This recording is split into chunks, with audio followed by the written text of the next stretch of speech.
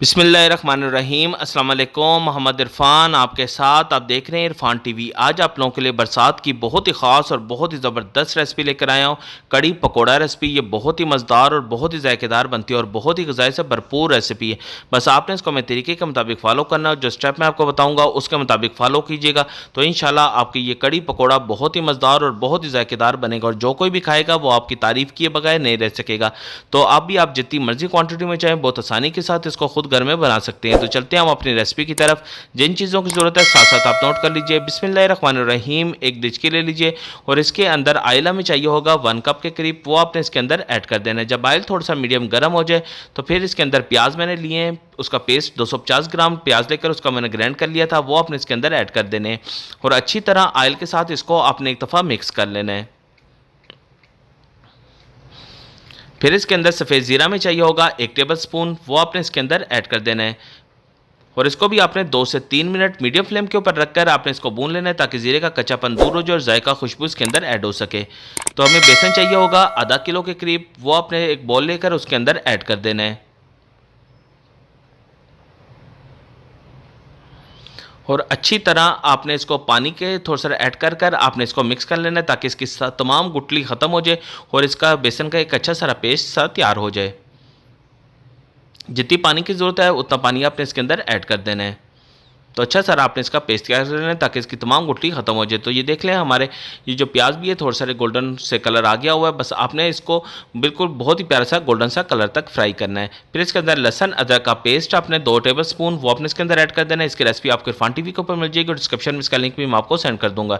2 से 3 minute medium flame के ऊपर रखकर आपने इसको अच्छी तरह भून लेना है ताकि इसका कच्चापन दूर हो जाए, जायका खुशबू इसके अंदर ऐड हो सके।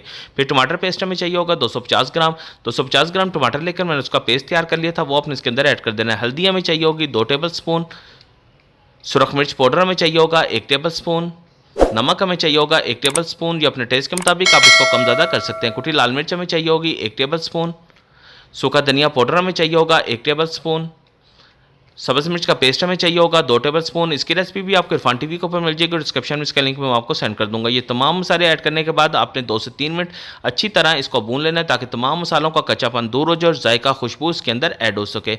बस मीडियम फ्लेम के ऊपर रखकर आपने इसको अच्छी तरह भून लेना है। अगर आप देखें कि आपको मसाला जल रहा है तो आप इसके अंदर थोड़ा सा पानी भी ऐड कर सकते हैं।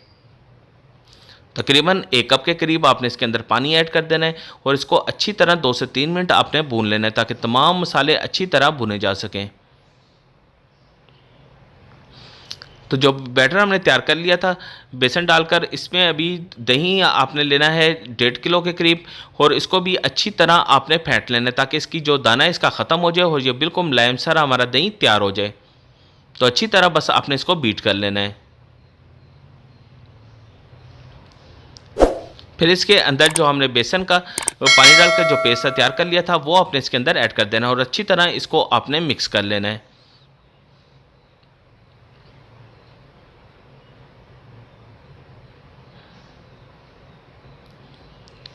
तो ये देख लें हमारा मसाला भी काफ़ी हद तक रेडी हो चुका है और इसके ऊपर आयल भी आना शुरू हो गया है। जब इसके ऊपर आयल अपना आना शुरू हो जाए तो फिर आपने जो दही और बेसन का जो हमने बैटर तैयार कर लिया था वो आपने इसके अंदर ऐड कर देना है और इसके अंदर पानी आपने ऐड करना है 3 लीटर के करीब। अपनी क्वांटिटी के हिसाब से आपने उसी तरह इसके अंदर चीज़ें ऐड करनी है। तो 3 लीटर पानी इसके अंदर ऐड करने के बाद अच्छी तरह आपने इसको मिक्स कर लेना है।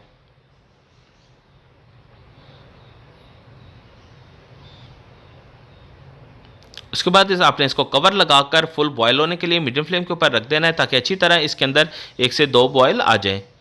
तो जब इसके अंदर 1 से 2 बॉयल आ जाएँ तो आपने इसका कवर को ओपन कर लेना और इसको अच्छी तरह आपने एक दफ़ा मिक्स कर लेना है।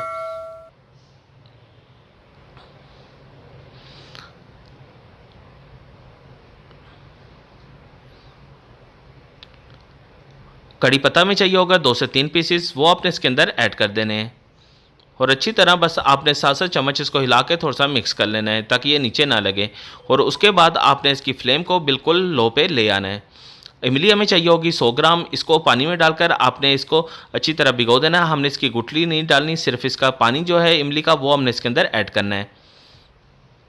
तो इसका पानी आपने इसके अंदर ऐड कर देना है। इससे थोड़ी सी खटास हो जाएगी और हमारी कड़ी बहुत ही मज़ेदार और बहुत ही जायकेदार बनेगी।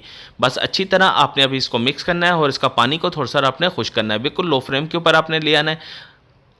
बिस्मिल्लाहिर्रहमानिर्रहीम। एक बॉल ले लीजिए और प्याज हमें चाहिए होंगे 250 ग्राम। इसको बिल्कुल बारीक बारीक मैंने चॉप कर लिया था। आलू हमें चाहिए होंगे 250 ग्राम। इसको भी पील करके मैंने अच्छी बारीक बारीक इसको काट लिया है। फ्रेश धनिया में चाहिए होगा 250 ग्राम। इसको भी मैंने बिल्कुल वॉश कर बिल्कुल बारीक बारीक काट लिया है। पालक हमें चाहिए होगी 250 ग्राम। वो आपने इसके अंदर ऐड कर देनी है। इसको भी अच्छी तरह वॉश करके छोटे छोटे टुकड़ों में काट लिया था। हरी मिर्च हमें चाहिए होगी 8 से 10 पीसीस। वो आपने इसके अंदर ऐड कर देनी है। पालक को अच्छी तरह आपने वॉश करना है ताकि इसकी डस्ट निकल जाए। फिर नमक हमें चाहिए होगा 2 टेबल स्पून। ये अपने टेस्ट के मुताबिक आप इसको कम ज़्यादा कर सकते हैं। सुरख मिर्च का पाउडर हमें चाहिए होगा 1 टेबल स्पून। सूखा धनिया पाउडर हमें चाहिए होगा 2 टेबल स्पून। कुटी लाल मिर्च हमें चाहिए होगी 1 टेबल स्पून। सफ़ेद ज़ीरा हमें चाहिए होगा 1 टेबल स्पून। बेसन हमें चाहिए होगा 1 किलो। आप अपनी क्वांटिटी के हिसाब से उसी तरह इसके अंदर चीज़ें ऐड कीजिएगा। मैंने 1 किलो बेसन इसके अंदर ऐड कर बाकी आलू, पालक और जो धनिया 250 ग्राम ऐड किया उसी हिसाब से आपने इसके अंदर ऐड करना है। फिर अच्छी तरह आपने इसको मिक्स कर लेना है। अभी आपने इसके अंदर पानी ऐड नहीं करना। पहले इसी सब्जियों का जो पानी है इसके साथ आपने अच्छी तरह इसको मिक्स कर लेना है। बस इसमें हमने बैटर जो हमने तैयार करना है वो ना ज़्यादा पतला हो और ना ज़्यादा थिक हो। तो बस आपने इसको अच्छी तरह मिक्स करने के बाद फिर इसके अंदर थोड़ा थोड़ा पानी करके आपने ऐड करना है ताकि हमारा ये मटेरियल बहुत अच्छी तरह तैयार हो सके। बस थोड़ा थोड़ा पानी ऐड करें और अच्छी तरह इसको आप साथ साथ मिक्स करते जाएं। जितनी आपको पानी की ज़रूरत महसूस हो उसी हिसाब से आपने इसके अंदर पानी ऐड करना है। तो ये देख लें हमारा ये बैटर बिल्कुल बहुत अच्छी तरह तैयार हो चुका है और ना ये ज़्यादा पतला है और ना ही ज़्यादा ये थिक है। फिर आपने इसको रेस्ट के लिए तकरीबन 30 मिनट के लिए रख देना है ताकि तमाम मसाले इसके अंदर अच्छी तरह रच बस जाएं।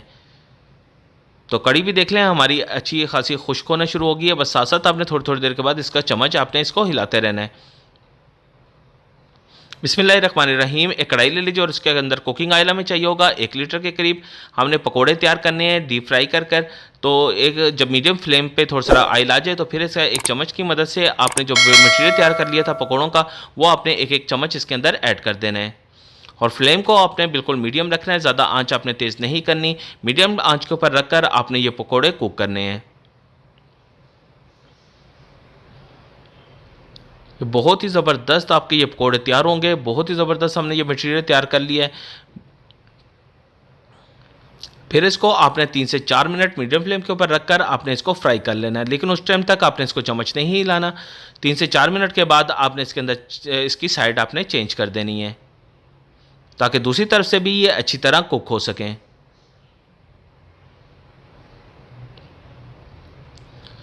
साइड चेंज करने के बाद आपने दूसरी साइड भी आपने तकरीबन 2 से 3 मिनट आपने इसको अच्छी तरह कुक कर लेना है ताकि दोनों तरफ से हमारे ये पकोड़े अच्छी तरह पक सके। और मीडियम फ्लेम के ऊपर रख कर ही आपने इसको कुक करना है।